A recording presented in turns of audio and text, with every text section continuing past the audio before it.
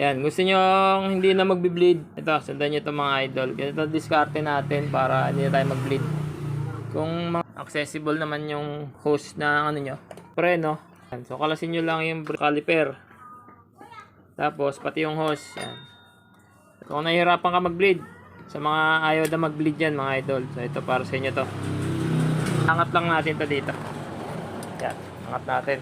Na mas mataas yung ito, yung hose na to dito sa isang hose. Yan, dito sa isang banjo bolt. Itong banjo bolt na to dapat mas mataas dito sa isang banjo bolt sa brake master. Yan, ganyan mangyayari dyan. Tapos kakalasin natin tong caliper natin to. Ayan, walang tumagas na fluid kasi mas mataas ito dito sa brake master natin.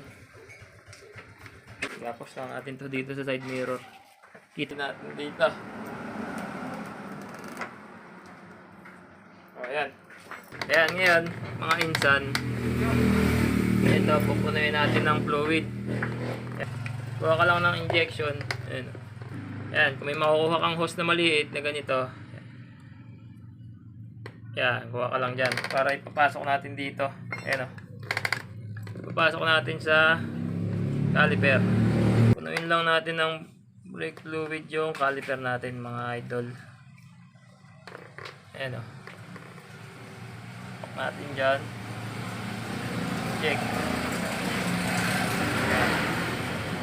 Check lang natin dyan hanggang mawala yung hangin. Ayan.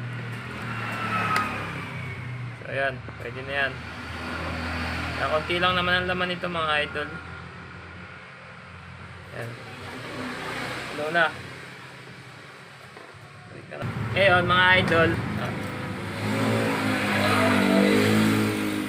kabit na natin dito bungee bolt. Palitan na natin itong lumang bungee bolt. So, ganito. Paano mo kinalas? Hindi mo din ibalik.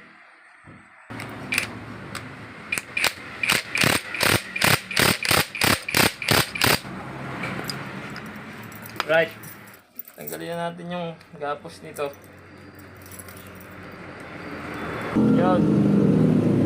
Ngayon, try natin lagyan ng tornilyo. Yan na. Bomba-bomba lang konti para lumabas yung piston. Para madaling bumaba yung fluid. Kasi yung fluid noon kulang pa.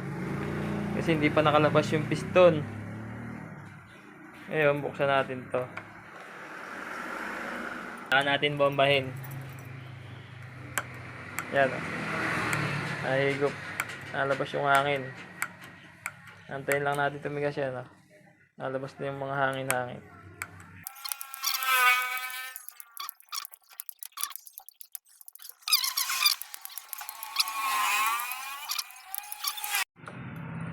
Ayun na, mga idol.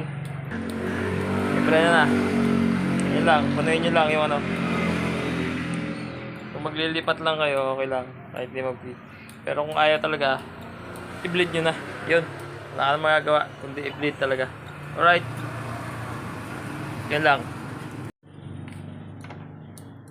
Pa.